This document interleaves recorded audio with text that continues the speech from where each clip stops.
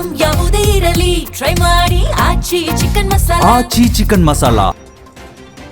ವಿಸ್ತರಣೆ ಅಂತಾನೆ ದೆಹಲಿಯಲ್ಲಿ ಕಾಂಗ್ರೆಸ್ ನಾಯಕರು ಸಭೆ ಮೇಲೆ ಸಭೆ ನಡೆಸ್ತಾ ಇದ್ದಾರೆ. ಕೆಸಿ ವೇಣುಗೋಪಾಲ್ ನಿವಾಸದಲ್ಲಿ ಸಿದ್ದು, ಡಿಕೆ ಶಿವಕುಮಾರ್, ಸುರ್ಜೇವಾಲಾ, ಹರಿಪ್ರಸಾದ್ ಮಹತ್ವದ ಮಾತುಕತೆ ನಡೆಸಿದ್ರು.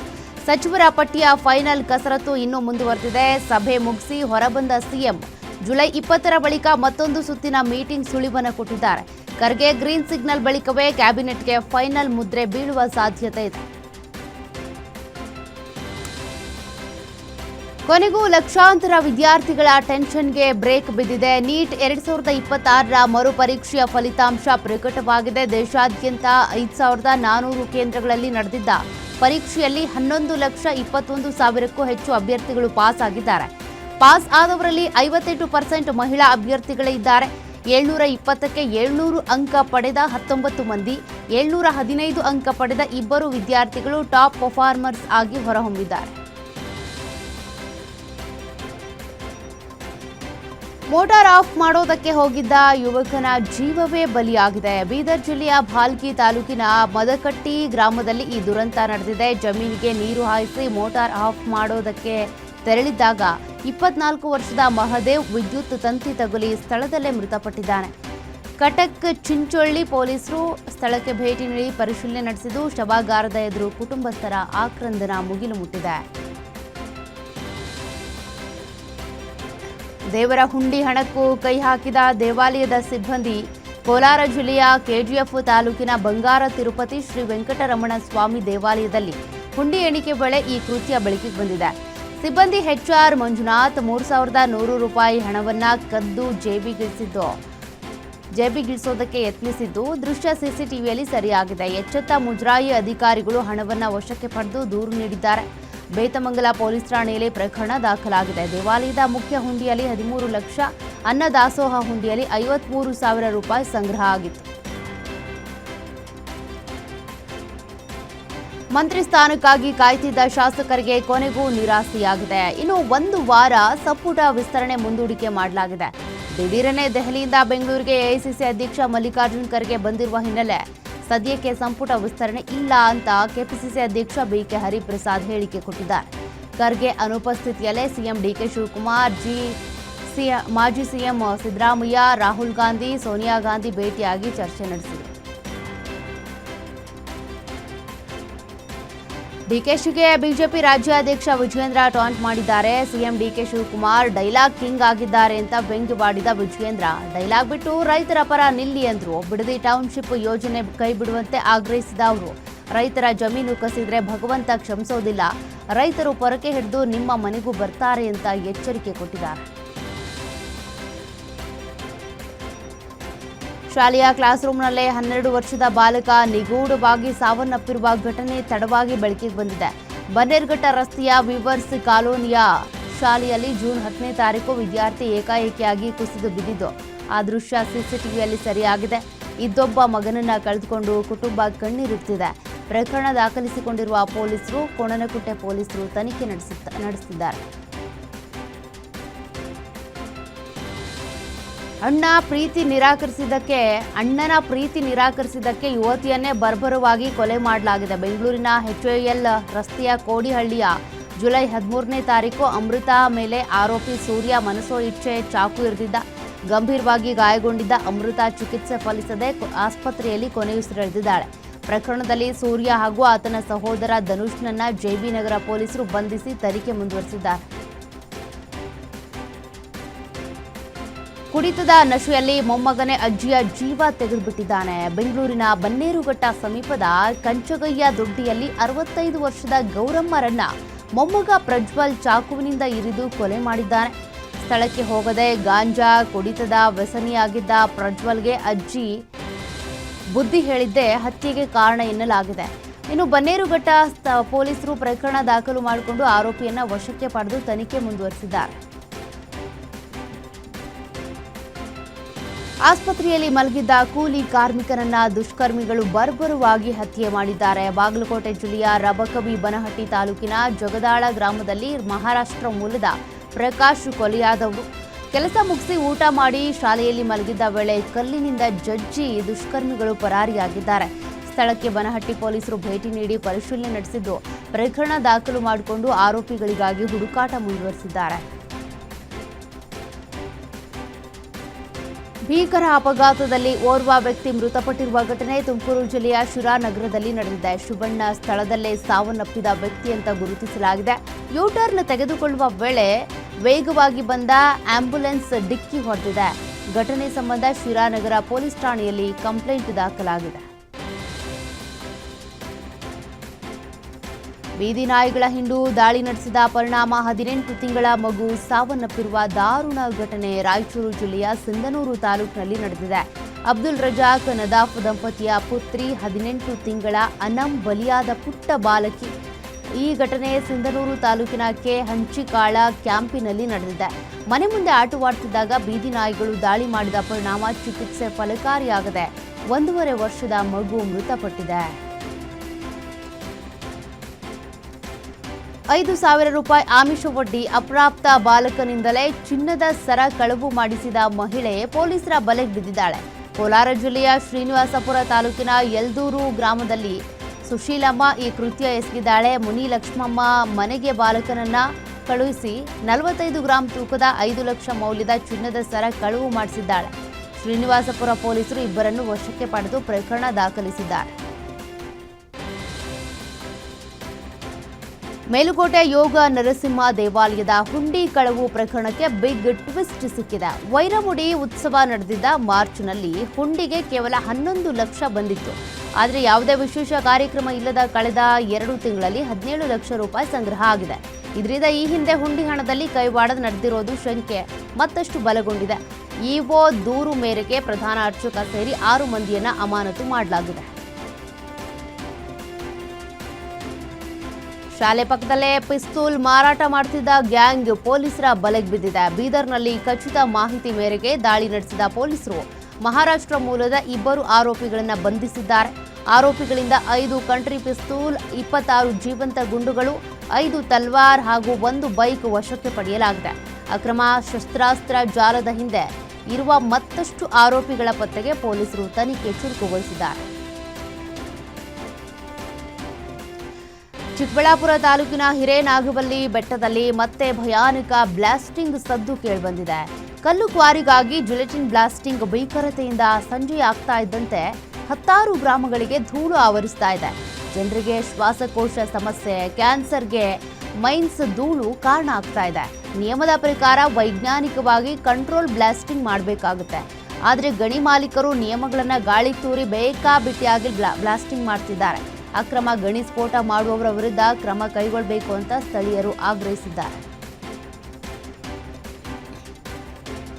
ಬೆಂಗಳೂರಿನ ನಮ್ಮ ಮೆಟ್ರೋ ನಿಲ್ದಾಣಗಳಲ್ಲಿ ಆತ್ಮಹತ್ಯೆ ಯತ್ನ ಹಾಗೂ ಅಪಘಾತಗಳಂತಹ ಪ್ರಕರಣಗಳು ಹೆಚ್ಚುತ್ತಿರುವ ಬೆನ್ನಲ್ಲೇ ಪ್ರಯಾಣಿಕರ ಸುರಕ್ಷತಾ ದೃಷ್ಟಿಯಿಂದಾಗಿ ಎಲ್ಲಾ ನಿಲ್ದಾಣಗಳಲ್ಲಿ ಪ್ಲಾಟ್ಫಾರ್ಮ್ ಸ್ಕ್ರೀನ್ ಡೋರ್ ಅಳವಡಿಸುವುದಕ್ಕೆ ಬಿಎಂಆರ್ಸಿಎಲ್ ಮುಂದಾಗಿದ್ದು, ಇದಕ್ಕಾಗಿ ಸುಮಾರು 1,274 ಕೋಟಿ ರೂಪಾಯಿ ಅಂದಾಜು ವೆಚ್ಚದ ಪ್ರಸ್ತಾವನೆ ಸಿದ್ಧಪಡಿಸಿದೆ. ಈಗಾಗಲೇ ಪಿಂಕ್ ಲೈನ್ನಲ್ಲಿ ಈ ಪಿಎಸ್ಡಿ ಅಳವಡಿಕೆಗೆ ಅಂತ ನಿರ್ಧಾರ ಮಾಡಲಾಗಿದ್ದು, ಸದ್ಯ ಉಳಿದ ಎಲ್ಲಾ ಮಾರ್ಗಗಳಲ್ಲೂ ಕೂಡ ಈ ವ್ಯವಸ್ಥೆ ಜಾರಿಗೆ ಯೋಜನೆ ವರದಿ ಸಿದ್ಧವಾಗಿದೆ. ರೈತರ ವಿರೋಧದ ನಡುವೆನೇ ಸರ್ಕಾರದ ಹೊಸ ಕಸರತ್ತು ಶುರುವಾಗಿದೆ. ಬೆಂಗಳೂರಿನ 6ನೇ ಹಂತದ ಕುಡಿಯುವ ನೀರಿನ ಯೋಜನೆಯ ಹಿನ್ನೆಲೆ ಕೆಆರ್ಎಸ್ ಜಲಾಶಯದ ಹಿನ್ನೀರು ಪ್ರದೇಶದಲ್ಲಿ ಮಣ್ಣು ಪರೀಕ್ಷೆ ನಡೆಸಲಾಗುತ್ತಿದೆ. ಡ್ಯಾಂ ಸಮೀಪ ಯಂತ್ರ ಅಳವಡಿಸಿ ಸರ್ವೆ ನಡೆಸ್ತಾ ಇರೋದಕ್ಕೆ ಮಂಡ್ಯ ರೈತರು ತೀವ್ರ ಆಕ್ರೋಶ ವ್ಯಕ್ತಪಡಿಸಿದ್ದಾರೆ. ಯೋಜನೆ ಜಾರಿಗೆ ಅವಕಾಶ ಕೊಡೋದಿಲ್ಲ, ಜಾರಿಗೊಳಿಸಿದ್ರೆ ಉಗ್ರ ಹೋರಾಟ ಅನಿವಾರ್ಯ ಅಂತೇಳಿ ಸರ್ಕಾರಕ್ಕೆ ರೈತರು ಎಚ್ಚರಿಕೆ ಕೊಟ್ಟಿದ್ದಾರೆ. ಧಾರವಾಡ ಜಿಲ್ಲೆಯ ಮುಮ್ಮಿಗಟ್ಟಿ ಗ್ರಾಮದಲ್ಲಿ ಕೊಟ್ಟಿಗೆಗೆ ಆಕಸ್ಮಿಕವಾಗಿ ಬೆಂಕಿ ತಗುಲಿ 12 ಜಾನುವಾರುಗಳು ಸಜೀವ ದಹನ ಆಗಿವೆ. ಸಾಗರ ಅಸುಂಡಿ, ಧರಣೇಂದ್ರ ಅಸುಂಡಿ ಎಂಬುವರಿಗೆ ಸೇರಿದ ಜಾನುವಾರುಗಳು ಸಜೀವ ದಹನ ಆಗಿದ್ದು, 5 ಟ್ರ್ಯಾಕ್ಟರ್ನಷ್ಟು ಮೇವು, 2 ದನದ ಕೊಟ್ಟಿಗೆ ಸಂಪೂರ್ಣ ನಾಶ ಆಗಿಬಿಟ್ಟಿವೆ. ಘಟನಾ ಸ್ಥಳಕ್ಕೆ ಧಾರವಾಡ ತಹಶೀಲ್ದಾರ್ ಭೇಟಿ ನೀಡಿ ಪರಿಶೀಲನೆ ನಡೆಸಿದ್ದು, ಧಾರವಾಡ ಗ್ರಾಮೀಣ ಪೊಲೀಸ್ ಠಾಣೆಯಲ್ಲಿ ಪ್ರಕರಣ ದಾಖಲಾಗಿದೆ. ಲಿಫ್ಟ್ನಲ್ಲಿ ಸಿಲುಕಿ ಯುವಕ ಮೃತಪಟ್ಟಿರುವ ಘಟನೆ ಬೆಂಗಳೂರಿನ ಜಯನಗರ ಪೊಲೀಸ್ ಠಾಣಾ ವ್ಯಾಪ್ತಿಯಲ್ಲಿ ನಡೆದಿದೆ. ದಕ್ಷಿಣ ಉಪಹಾರ ಹೋಟೆಲ್ನಲ್ಲಿ ಹೋಟೆಲ್ನ ಲಿಫ್ಟ್ನಲ್ಲಿ ತಲೆ ಸಿಲುಕಿ ಯುವಕ ಮೃತಪಟ್ಟಿದ್ದಾನೆ. 22 ವರ್ಷದ ರಾಜೇಶ್ ಮೃತ ದುರ್ದೈವಿ. ಘಟನಾ ಸ್ಥಳಕ್ಕೆ ಪೊಲೀಸರು ಭೇಟಿ ನೀಡಿ ಪರಿಶೀಲನೆ ನಡೆಸಿದ್ದು ಜಯನಗರ ಪೊಲೀಸ್ ಠಾಣೆಯಲ್ಲಿ ಪ್ರಕರಣ ದಾಖಲಾಗಿದೆ.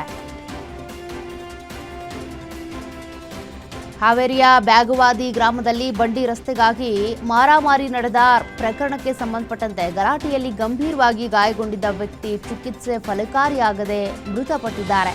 56 ವರ್ಷದ ವ್ಯಕ್ತಿ ಅಡಿವೇವಪ್ಪ ಉದ್ದನಕಾಲು ಮೃತ ವ್ಯಕ್ತಿ ಅಂತ ಗುರುತಿಸಲಾಗಿದೆ. ಘಟನೆ ಸಂಬಂಧ 14 ಜನರನ್ನ ಬಂಧಿಸಿದ ಆಡೂರು ಪೊಲೀಸರು ತನಿಖೆ ಕೈಗೊಂಡಿದ್ದಾರೆ.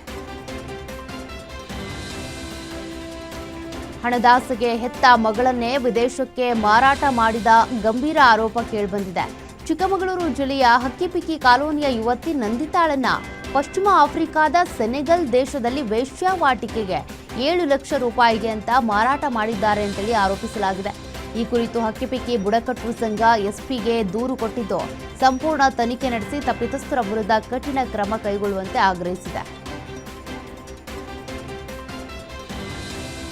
ಒಳ ಮೀಸಲಾತಿಯ ಹಂಚಿಕೆಯಲ್ಲಿ ಬಂಜಾರ ಸಮಾಜಕ್ಕೆ ಆದ ಅನ್ಯಾಯವನ್ನ ಸರಿಪಡಿಸಬೇಕು ಅಂತ ಆಗ್ರಹಿಸಿ ಯಾದಗಿರಿಯಲ್ಲಿ ಸಮುದಾಯದವರು ಬೃಹತ್ ಪ್ರತಿಭಟನೆ ನಡೆಸಿದರು. ಸುಭಾಷ್ ವೃತ್ತದಲ್ಲಿ ರಸ್ತೆ ತಡೆದು ಪ್ರತಿಭಟನೆ ನಡೆಸಿ ಒಳ ಮೀಸಲಾತಿ ಜಾರಿಯಲ್ಲಿ ಬಂಜಾರ, ಭೋವಿ, ಕೊರಮ್ಮ, ಕೊರಚ ಸಮುದಾಯಗಳಿಗೆ ಅನ್ಯಾಯ ಆಗ್ಬಿಟ್ಟಿದೆ, ನ್ಯಾಯಸಮ್ಮತ ಮೀಸಲಾತಿ ಜಾರಿ ಮಾಡಿ ನೇಮಕಾತಿ ಮಾಡಿಕೊಳ್ಳುವಂತೆ ಪ್ರತಿಭಟನೆ ನಿರತರು ಆಗ್ರಹ ಮಾಡಿದ್ರು. ಇನ್ನು ಮೀಸಲಾತಿ ಅನ್ಯಾಯ ಸರಿಪಡಿಸ್ತಾ ಇದ್ರೆ ಸರ್ಕಾರಕ್ಕೆ ಮುಂದಿನ ದಿನಗಳಲ್ಲಿ ತಕ್ಕ ಪಾಠ ಕಲಿಸ್ತೀವಿ ಅಂತಾನು ಎಚ್ಚರಿಕೆ ಕೊಟ್ಟಿದ್ದಾರೆ. ರೀಲ್ಸ್ನಿಂದ ಫೇಮಸ್ ಆಗಿದ್ದ ಅಮುಕು ಡುಮುಕು ಈಗ ಪೊಲೀಸರ ಅತಿಥಿಯಾಗಿದ್ದಾನೆ. ರೆಸ್ಟೋ ಬಾರ್ನಲ್ಲಿ ಮದ್ಯ ಊಟ ಮಾಡಿ ಬಿಲ್ ನೀಡೋದಕ್ಕೆ ನಿರಾಕರಿಸಿದ್ದಲ್ಲದೆ ಸಿಬ್ಬಂದಿಗೆ ಜೀವ ಬೆದರಿಕೆ ಹಾಕಿದ ಆರೋಪ ಕೇಳಿಬಂದಿದೆ. ಮಹಿಳಾ ಸಿಬ್ಬಂದಿಯೊಂದಿಗೆ ಅನುಚಿತವಾಗಿ ವರ್ತಿಸಿ ಸೆಲ್ಫಿ ತೆಗೆದುಕೊಳ್ಳುವಂತೆ ಒತ್ತಾಯಿಸಿದ್ದ ಆರೋಪವೂ ಕೂಡ ಇದೆ. ಈ ಸಂಬಂಧ ಮಂಜು ಅಲಿಯಾಸ್ ಅಮುಕು ಡುಮುಕು ಹಾಗೂ ಆತನ ಸ್ನೇಹಿತರ ವಿರುದ್ಧ ಅನ್ನಪೂರ್ಣೇಶ್ವರಿ ನಗರ ಪೊಲೀಸ್ ಠಾಣೆಯಲ್ಲಿ ಎಫ್ಐಆರ್ ದಾಖಲಾಗಿದೆ. ಮಳೆರಾಯ ಕೈಕೊಟ್ಟ ಹಿನ್ನೆಲೆ ಯಾದಗಿರಿ ಜಿಲ್ಲೆಯ ಸುರಪುರ ತಾಲೂಕಿನ ಕೃಷ್ಣಾ ನದಿ ಒಡಲು ಸಂಪೂರ್ಣ ಖಾಲಿಯಾಗಿದೆ. ನದಿ ಬತ್ತಿರುವ ಹಿನ್ನೆಲೆ ನದಿ ಒಡಲಲ್ಲಿ ಕಲ್ಲು ಬಂಡೆಗಳು ಕೂಡ ಗೋಚರ ಆಗ್ತಾ ಇವೆ. ನೀರಿಲ್ಲದ ಪರಿಣಾಮ ಮೀನುಗಳ ಮಾರಣ ಹೋಮವೇ ನಡೆದಿದೆ. ಕಾವೇರಿ ಜಲಾನಯನ ಪ್ರದೇಶ ಹಾಗೂ ಕೊಡಗಿನಲ್ಲಿ ಮುಂಗಾರು ಮಳೆ ಕುಂಠಿತಗೊಂಡಿರುವುದರಿಂದ ಮಂಡ್ಯ ಜಿಲ್ಲೆಯ ಕೃಷ್ಣರಾಜಸಾಗರ ಜಲಾಶಯಕ್ಕೆ ಹರಿದು ಬರ್ತಿರುವ ಒಳ ಹರಿವಿನ ಪ್ರಮಾಣದಲ್ಲಿ ಗಣನೀಯ ಕುಸಿತ ಆಗ್ಬಿಟ್ಟಿದೆ. ಕೆಲವು ದಿನಗಳ ಹಿಂದಷ್ಟೇ 12,000 ಕ್ಯೂಸೆಕ್ ದಾಟಿದ್ದ ಒಳಹರಿವು ಪ್ರಸ್ತುತ 1,909 ಕ್ಯೂಸೆಕ್ಗೆ ಕುಸಿತ ಆಗಿದೆ. ಡ್ಯಾಂ ಭರ್ತಿಯಾಗದೆ ಮಂಡ್ಯ ಜಿಲ್ಲೆಯ ರೈತರಲ್ಲಿ ಆತಂಕ ಹೆಚ್ಚಾಗಿದೆ. ಸೈಟ್ ವಿಚಾರದಲ್ಲಿ ತನಗೆ ಮೋಸ ಮಾಡಿದ್ದಾರೆ ಅಂತ ಇಲ್ಲೊಬ್ಬ ಭೂಪ ವಿದ್ಯುತ್ ಕಂಬವನ್ನೇರಿ ಪ್ರತಿಭಟನೆ ನಡೆಸಿದ್ದಾನೆ. ಚಿಕ್ಕಬಳ್ಳಾಪುರ ಜಿಲ್ಲೆ ಗುಡಿಬಂಡೆ ಪೊಲೀಸ್ ಠಾಣಾ ವ್ಯಾಪ್ತಿಯಲ್ಲಿ ನಡೆದಿರುವಂತಹ ಘಟನೆ ಇದು. ಪೊಲೀಸ್ ಸ್ಟೇಷನ್ ಎದುರುಗಡೆನೇ ಈ ಘಟನೆ ನಡೆದಿದೆ. ಅಂಬೇಡ್ಕರ್ ನಗರದ ಮಂಜುನಾಥ್ ಅಲಿಯಾಸ್ ತೀಟೆ ಮಂಜ ಹುಚ್ಚಾಟ ಮೆರೆದ ಯುವಕ ಅಂತ ಗುರುತಿಸಲಾಗಿದೆ. ಸೈಟ್ ವಿಚಾರದಲ್ಲಿ ತನಗೆ ಮೋಸ ಮಾಡಿದ್ದಾರೆ ಅಂತ ವಿದ್ಯುತ್ ಕಂಬದ ತುದಿಯಲ್ಲಿ ನಿಂತು ರಂಪಾಟ ನಡೆಸಿದ್ದಾನೆ. ಸ್ಥಳಕ್ಕೆ ಆಗಮಿಸಿದ ಅಗ್ನಿಶಾಮಕ ಸಿಬ್ಬಂದಿಯಿಂದ ಯುವಕನ ರಕ್ಷಣೆ ಮಾಡಲಾಗಿದೆ. ಬೇಡಿಕೆ ಈಡೇರಿಸುವಂತೆ ಆಗ್ರಹಿಸಿ ಕೃಷಿ ವಿಶ್ವವಿದ್ಯಾಲಯ ವಿದ್ಯಾರ್ಥಿಗಳು ಬೀದಿಗಿಳಿದಿದ್ದಾರೆ. ಚಿಂತಾಮಣಿಯಲ್ಲಿ ಎಎಒ ನೇಮಕಾತಿಯಲ್ಲಿನ ತಾರತಮ್ಯ ಖಂಡಿಸಿ ವಿದ್ಯಾರ್ಥಿಗಳು ತರಗತಿ ಹಾಗೂ ಪರೀಕ್ಷೆ ಬಹಿಷ್ಕರಿಸಿ ಪ್ರತಿಭಟನೆ ನಡೆಸಿದರು. ಬಯೋಟೆಕ್ ವಿದ್ಯಾರ್ಥಿಗಳಿಗೆ ಅನ್ಯಾಯ ಆಗ್ತಾ ಇದೆ ಅಂತ ಆಕ್ರೋಶ ವ್ಯಕ್ತಪಡಿಸಿದ ಪ್ರತಿಭಟನಾಕಾರರು 2016ರಿಂದ ಖಾಲಿ ಇರುವ ಎಒ ಹುದ್ದೆಗಳನ್ನು ಕೂಡಲೇ ಭರ್ತಿ ಮಾಡಬೇಕು ಅಂತ ಸರ್ಕಾರಕ್ಕೆ ಒತ್ತಾಯಿಸಿದ್ದಾರೆ. ನಮ್ಮ ಮೆಟ್ರೋ ಹಳದಿ ಮಾರ್ಗಕ್ಕೆ ಮತ್ತೊಂದು ಗುಡ್ ನ್ಯೂಸ್ ಸಿಕ್ಕಿದೆ. 14ನೇ ಡ್ರೈವರ್ಲೆಸ್ ಮೆಟ್ರೋ ರೈಲು ಬೆಂಗಳೂರಿನ ಹೆಬ್ಗೋಡಿ ಡಿಪೋ ತಲುಪಿದೆ. ಆರ್ವಿ ರಸ್ತೆ ಬೊಮ್ಮಸಂದ್ರ ಹಳದಿ ಮಾರ್ಗಕ್ಕೆ ಒಟ್ಟು 15 ಡ್ರೈವರ್ಲೆಸ್ ರೈಲುಗಳು ಬರಲಿವೆ. 19.15 ಕಿಲೋಮೀಟರ್ ಉದ್ದದ 16 ನಿಲ್ದಾಣಗಳ ಈ ಮಾರ್ಗದಲ್ಲಿ ಸದ್ಯ ಪೀಕ್ ಅವರ್ನಲ್ಲಿ ಪ್ರತಿ 7 ನಿಮಿಷಕ್ಕೊಮ್ಮೆ ಮೆಟ್ರೋ ರೈಲು ಸಂಚರಿಸುತ್ತೆ. ಮಳೆಗಾಲದಲ್ಲೇ ಬೆಂಗಳೂರನ್ನ ಬಿಸಿಲು ಬೆಂಡಾಗಿಸ್ಬಿಟ್ಟಿದೆ. ಕಳೆದ 100 ವರ್ಷಗಳಲ್ಲೇ ಅಪರೂಪದ ಮಟ್ಟದ ಉಷ್ಣಾಂಶ ದಾಖಲಾಗಿದೆ. ವಾಡಿಕೆಗಿಂತ ಸುಮಾರು 5 ಡಿಗ್ರಿ ಸೆಲ್ಸಿಯಸ್ ಹೆಚ್ಚು ತಾಪಮಾನ ಕಂಡುಬಂದಿದೆ. ನಗರದಲ್ಲಿ 32 ಡಿಗ್ರಿ, HIL ಪ್ರದೇಶದಲ್ಲಿ 34 ಡಿಗ್ರಿ ಸೆಲ್ಸಿಯಸ್ ದಾಖಲಾಗಿದೆ. ಇದು ಅಸಾಮಾನ್ಯ ಬೆಳವಣಿಗೆ ಅಂತೇಳಿ ಹವಾಮಾನ ತಜ್ಞ ಡಾಕ್ಟರ್ CS ಪಾಟೀಲ್ ಅಭಿಪ್ರಾಯಪಟ್ಟಿದ್ದಾರೆ.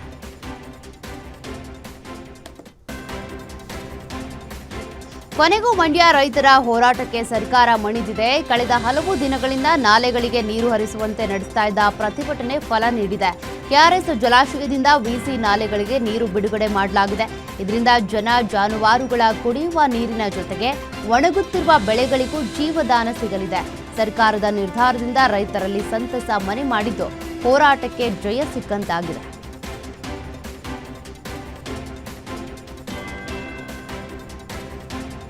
ಆಹಾರ ಸುರಕ್ಷತಾ ನಿಯಮ ಉಲ್ಲಂಘನೆ ಹಿನ್ನೆಲೆ ಮುಂಬೈನ ಪ್ರಸಿದ್ಧ ಡೇರಿ ಸಂಸ್ಥೆಗೆ ಭಾರೀ ಶಾಕ್ ಎದುರಾಗಿದೆ. ಪರಿಶೀಲನೆ ವೇಳೆ ಸ್ವಚ್ಛತೆ ಹಾಗೂ ಆಹಾರ ಸುರಕ್ಷತೆಯಲ್ಲಿ ಗಂಭೀರ ಲೋಪಗಳು ಪತ್ತೆಯಾದ ಹಿನ್ನೆಲೆ ಪಾರ್ಸಿ ಡೇರಿ ಫಾರ್ಮ್ ಪ್ರೈವೇಟ್ ಲಿಮಿಟೆಡ್ನ ಆಹಾರ ಪರವಾನಗಿಯನ್ನ ಮಹಾರಾಷ್ಟ್ರ ಆಹಾರ ಮತ್ತು ಔಷಧ ಆಡಳಿತ ಇಲಾಖೆ ಅಮಾನತುಗೊಳಿಸಿದೆ. ಮುಂದಿನ ಆದೇಶದವರೆಗೆ ಆಹಾರ ಉತ್ಪನ್ನಗಳ ತಯಾರಿಕೆ, ಸಂಗ್ರಹ, ಮಾರಾಟ ಹಾಗೂ ವಿತರಣೆಗೆ ಸಂಪೂರ್ಣ ನಿಷೇಧ ಹೇರಲಾಗಿದೆ. ತಮಿಳುನಾಡಿನ ಕರೂರಿನಲ್ಲಿ ಕಸದ ರಾಶಿಗೆ ಭಾರೀ ಬೆಂಕಿ ಹೊತ್ಕೊಂಡಿದೆ. ಬೆಂಕಿ ಕಾಣಿಸಿಕೊಂಡ ತಕ್ಷಣ ಅಗ್ನಿಶಾಮಕ ಸಿಬ್ಬಂದಿ ಸ್ಥಳಕ್ಕೆ ದೌಡಾಯಿಸಿ ನಂದಿಸುವ ಕಾರ್ಯಾಚರಣೆ ಕೈಗೊಂಡಿದ್ದಾರೆ. ಬೆಂಕಿಯಿಂದ ದಟ್ಟ ಹೊಗೆ ಆವರಿಸಿದ್ದು ಸುತ್ತಮುತ್ತ ಆತಂಕದ ವಾತಾವರಣ ನಿರ್ಮಾಣವಾಗಿದೆ. ಬೆಂಕಿಗೆ ಏನ್ ಕಾರಣ ಅನ್ನೋದು ಇನ್ನೂ ಕೂಡ ತಿಳಿದುಬಂದಿಲ್ಲ.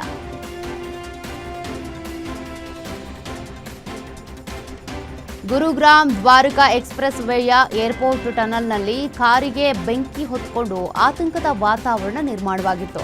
ದಟ್ಟ ಹೊಗೆಯಿಂದ ವಾಹನ ಸಂಚಾರ ಕೆಲಕಾಲ ಸ್ಥಗಿತಗೊಂಡಿತ್ತು. ಆದರೆ ಟನಲ್ನ ಸ್ವಯಂಚಾಲಿತ ಅಗ್ನಿ ಸುರಕ್ಷತಾ ವ್ಯವಸ್ಥೆ ತಕ್ಷಣ ಕಾರ್ಯಾಚರಣೆಗಿಳಿದು ಬೆಂಕಿ ನಂದಿಸಿದೆ. ಅದೃಷ್ಟವಶಾತ್ ಯಾವುದೇ ಪ್ರಾಣಹಾನಿ ಸಂಭವಿಸಿಲ್ಲ. ಆಧುನಿಕ ಸುರಕ್ಷತಾ ವ್ಯವಸ್ಥೆಯಿಂದ ದೊಡ್ಡ ಅನಾಹುತ ತಪ್ಪಿದೆ. ಆಂಧ್ರಪ್ರದೇಶದ ವಿಶಾಖಪಟ್ಟಣಂ ಕರಾವಳಿಯಲ್ಲಿ ಭಾರೀ ಅಲೆಗಳಿಗೆ ಮೀನುಗಾರರ ದೋಣಿ ಮಗುಚಿವೆ. 7 ಮಂದಿ ಇದ್ದ ದೋಣಿ ಸಮುದ್ರದಲ್ಲಿ ಪಲ್ಟಿಯಾಗಿದ್ದು 2 ಮೀನುಗಾರರು ಗಾಯಗೊಂಡಿದ್ದಾರೆ. ಸ್ಥಳೀಯರು ಹಾಗೂ ರಕ್ಷಣಾ ಸಿಬ್ಬಂದಿ ತಕ್ಷಣ ಕಾರ್ಯಾಚರಣೆ ನಡೆಸಿ ಉಳಿದವರನ್ನ ಸುರಕ್ಷಿತವಾಗಿ ರಕ್ಷಿಸಿದ್ದಾರೆ. ಗಾಯಾಳುಗಳನ್ನ ಆಸ್ಪತ್ರೆಗೆ ದಾಖಲಿಸಿ ಚಿಕಿತ್ಸೆ ನೀಡಲಾಗುತ್ತಿದೆ. ಕ್ಷೇತ್ರ ಪುನರ್ ವಿಂಗಡಣೆ ವಿಚಾರವಾಗಿ ಪ್ರಧಾನಿ ನರೇಂದ್ರ ಮೋದಿ ಅವರಿಗೆ ಕಾಂಗ್ರೆಸ್ ಅಧ್ಯಕ್ಷ ಮಲ್ಲಿಕಾರ್ಜುನ ಖರ್ಗೆ ಮತ್ತೊಮ್ಮೆ ಪತ್ರ ಬರೆದಿದ್ದಾರೆ. ಸರ್ಕಾರದ ಪರಿಷ್ಕೃತ ಪ್ರಸ್ತಾವನೆ ಕುರಿತು ಸರ್ವಪಕ್ಷ ಸಭೆ ಕರೆಯುವಂತೆ ಮನವಿ ಮಾಡಿದ್ದಾರೆ. ಈ ಹಿಂದೆ ಹಲವು ಬಾರಿ ಮನವಿ ಮಾಡಿದ್ರೂ ಕೂಡ ಸಭೆ ಕರೆದಿರಲಿಲ್ಲ ಅಂತ ಖರ್ಗೆ ಅಸಮಾಧಾನ ವ್ಯಕ್ತಪಡಿಸಿದ್ರು. 131ನೇ ಸಂವಿಧಾನ ತಿದ್ದುಪಡಿ ಮಸೂದೆ ಲೋಕಸಭೆಯಲ್ಲಿ ಅಗತ್ಯ ಬೆಂಬಲ ಪಡೆಯದೆ ವಿಫಲ ಆಗಿತ್ತು ಅಂತ ಕೂಡ ಪತ್ರದಲ್ಲಿ ಉಲ್ಲೇಖಿಸಲಾಗಿದೆ. ಬೆದರಿಕೆ ದಬ್ಬಾಳಿಕೆಯ ರಾಜಕಾರಣಕ್ಕೆ ಕೊನೆ ಬೀಳಬೇಕು ಅಂತ ಪಶ್ಚಿಮ ಬಂಗಾಳ ಮುಖ್ಯಮಂತ್ರಿ ಮಮತಾ ಬ್ಯಾನರ್ಜಿ ಗುಡುಗಿದ್ದಾರೆ. ಪಕ್ಷದ ಹೆಸರು ಬದಲಾಯಿಸಬಹುದು, ಚುನಾವಣಾ ಚಿಹ್ನೆಯನ್ನೂ ಬದಲಾಯಿಸಬಹುದು, ಆದರೆ ನಮ್ಮ ಸಿದ್ಧಾಂತ, ನಮ್ಮ ಗುರಿ, ನಮ್ಮ ಹೋರಾಟವನ್ನ ಯಾರಿಂದಾನೂ ನಿಲ್ಲಿಸೋದಕ್ಕೆ ಸಾಧ್ಯ ಇಲ್ಲ ಅಂತ ಹೇಳಿದ್ರು. ಪ್ರಜಾಪ್ರಭುತ್ವದಲ್ಲಿ ಬೆದರಿಕೆ ರಾಜಕಾರಣ ನಡೆಯುವುದಿಲ್ಲ ಅಂತ ಕೇಂದ್ರ ಸರ್ಕಾರದ ವಿರುದ್ಧ ಮಮತಾ ಬ್ಯಾನರ್ಜಿ ವಾಗ್ದಾಳಿ ನಡೆಸಿದ್ದಾರೆ. ದೆಹಲಿ ಪ್ರತಿಭಟನೆಯಲ್ಲಿ ಕೇಂದ್ರ ಸರ್ಕಾರಕ್ಕೆ ಅರವಿಂದ್ ಕೇಜ್ರಿವಾಲ್ ಎಚ್ಚರಿಕೆ ಕೊಟ್ಟಿದ್ದಾರೆ. ಇದೇ ಸ್ಥಳದಲ್ಲಿ 2011ರಲ್ಲಿ ಅಣ್ಣಾ ಹಜಾರೆ ಜೊತೆ ಧರಣಿ ನಡೆಸಿದ್ದೆ ಅಂತೇಳಿ ನೆನಪಿಸಿಕೊಂಡ ಕೇಜ್ರಿವಾಲ್ ಸೋನಂ ವಾಂಗ್ಚುಕ್ ಅವರ ಮಾತುಗಳನ್ನು ಸರ್ಕಾರ ಗಂಭೀರವಾಗಿ ಪರಿಗಣಿಸಬೇಕು ಅಂದ್ರು. ಇಲ್ಲದಿದ್ರೆ 3 ವರ್ಷಗಳ ಬಳಿಕ ಇದೇ ರೀತಿಯ ಪರಿಣಾಮವನ್ನು ಎದುರಿಸಬೇಕಾಗುತ್ತೆ ಅಂತ ಕೇಂದ್ರ ಸರ್ಕಾರಕ್ಕೆ ಎಚ್ಚರಿಕೆ ಕೊಟ್ಟಿದ್ದಾರೆ. ರಾಜಧಾನಿ ದೆಹಲಿಯಲ್ಲಿ ಬಿಮ್ಸ್ಟೆಕ್ ರಾಷ್ಟ್ರಗಳ ರಾಷ್ಟ್ರೀಯ ಭದ್ರತಾ ಮುಖ್ಯಸ್ಥರ 5ನೇ ಸಭೆ ಆರಂಭ ಆಗಿದೆ. ಭಾರತದ ರಾಷ್ಟ್ರೀಯ ಭದ್ರತಾ ಸಲಹೆಗಾರ ಅಜಿತ್ ದೋವಲ್ ಬಾಂಗ್ಲಾದೇಶ, ಭೂತಾನ್, ಮ್ಯಾನ್ಮಾರ್, ನೇಪಾಳ, ಶ್ರೀಲಂಕಾ ಹಾಗೂ ಥಾಯ್ಲೆಂಡ್ನ ರಾಷ್ಟ್ರೀಯ ಭದ್ರತಾ ಮುಖ್ಯಸ್ಥರನ್ನು ಆತ್ಮೀಯವಾಗಿ ಸ್ವಾಗತಿಸಿದ್ದಾರೆ. ಪ್ರಾದೇಶಿಕ ಭದ್ರತೆ, ಭಯೋತ್ಪಾದನೆ ನಿಯಂತ್ರಣ ಮತ್ತು ಪರಸ್ಪರ ಸಹಕಾರ ಕುರಿತು ಮಹತ್ವದ ಚರ್ಚೆ ನಡೆದಿದೆ.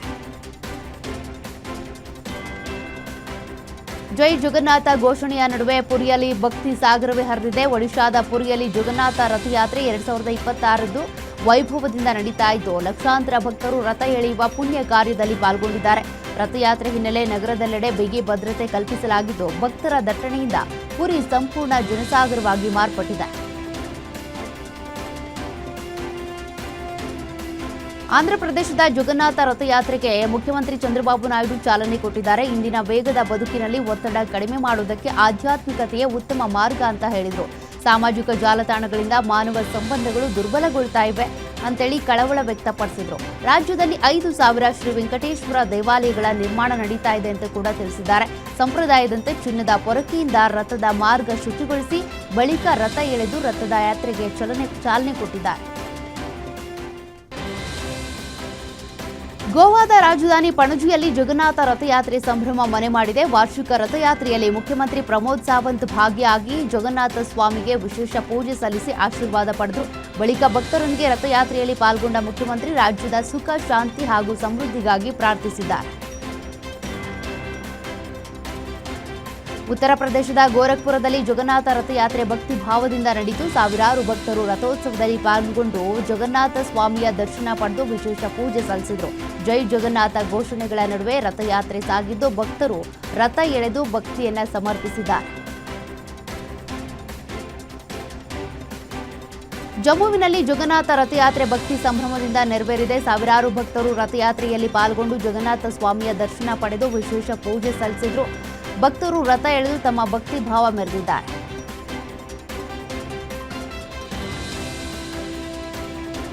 ಕೋಲ್ಕತಾದಲ್ಲಿ 55ನೇ ಜಗನ್ನಾಥ ರಥಯಾತ್ರೆ ಭಕ್ತಿ ಸಂಭ್ರಮದ ನಡುವೆ ಆರಂಭ ಆಯಿತು. ವಿಪಕ್ಷ ನಾಯಕ ಸುವೇಂದು ಅಧಿಕಾರಿ ರಥಯಾತ್ರೆಗೆ ಚಾಲನೆ ನೀಡಿ ಜಗನ್ನಾಥ ಸ್ವಾಮಿಗೆ ವಿಶೇಷ ಪೂಜೆ ಸಲ್ಲಿಸಿದ್ದಾರೆ. ಸಾವಿರಾರು ಭಕ್ತರು ರಥೋತ್ಸವದಲ್ಲಿ ಪಾಲ್ಗೊಂಡು ರಥ ಎಳೆದು ಭಕ್ತಿ ಭಾವವನ್ನು ಸಮರ್ಪಿಸಿದ್ದಾರೆ.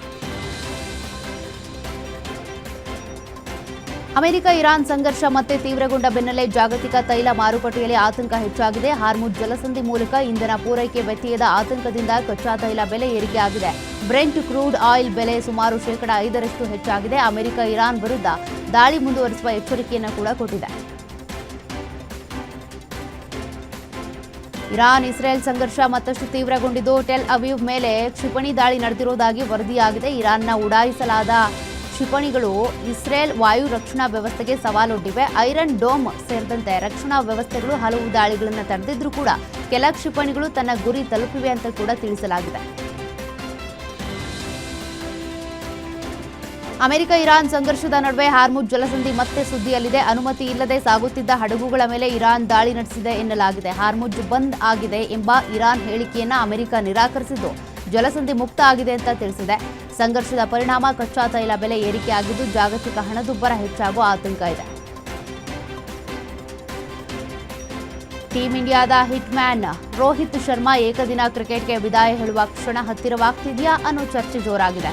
ಇಂಗ್ಲೆಂಡ್ ಸರಣಿ ಬಳಿಕ ರೋಹಿತ್ನಿಂದ ಮುಂದೆ ಸಾಗೋದಕ್ಕೆ ಆಯ್ಕೆ ಸಮಿತಿ ತೀರ್ಮಾನಿಸಿದೆ ಎನ್ನುವ ಮಾಹಿತಿ ಹೊರಬಿದ್ದಿದ್ದು 2027ರ ವಿಶ್ವಕಪ್ ಯೋಜನೆಯಲ್ಲಿ ರೋಹಿತ್ಗೆ ಸ್ಥಾನ ಇಲ್ಲ ಅಂತ ಕೂಡ ಹೇಳಲಾಗ್ತಾ ಇದೆ.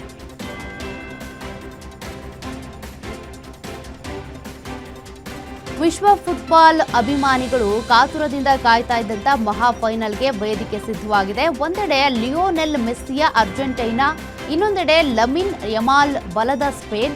ಚೆಂಡಿನ ಮೇಲೆ ಹಿಡಿತದ ಆಟಕ್ಕೆ ಹೆಸರಾಗಿರುವ ಸ್ಪೇನ್ಗೆ ಆಕ್ರಮಣಕಾರಿ ಆಟದ ಮೂಲಕ ಅರ್ಜೆಂಟೈನಾ ಸವಾಲು ಹಾಕೋದಕ್ಕೆ ಸಜ್ಜಾಗಿದೆ. ಅನುಭವದ ಎದುರು ಯುವ ಶಕ್ತಿ ಮೆಸ್ಸಿಯ ಮ್ಯಾಜಿಕ್ ಗೆಲ್ಲುತ್ತಾ ಯಮಾಲ್ ಪಡೆ ಹೊಸ ಇತಿಹಾಸ ಬರೆಯುತ್ತಾ ಎನ್ನುವ ಕುತೂಹಲ ಈಗ ವಿಶ್ವದ ಗಮನ ಸೆಳೆದಿದೆ.